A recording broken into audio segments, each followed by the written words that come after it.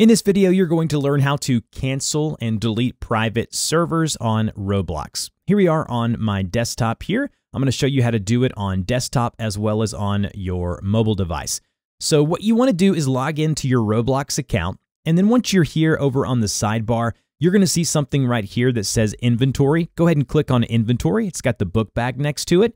And then you want to scroll down to where you see something here on the sidebar that says private servers. Hover over that and go to My Private Servers, and then you're going to see a list of your private servers and the amount that it costs to have that private server. So go ahead and click into the one that you want to cancel or delete, and then once you're here, you're going to see down below under Private Servers, your server, the price right here, and then you're going to see 3 dots next to where it says My Private Server. Click the 3 dots right here and go to Configure, just like so.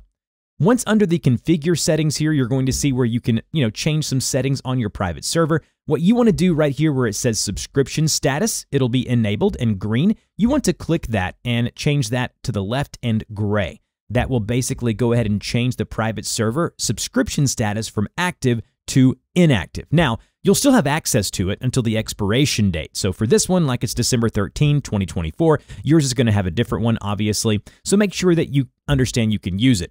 But if you want to disallow or not allow people to join the private server in the meantime, you can deselect this button here or check mark that says allow joining and you're good to go.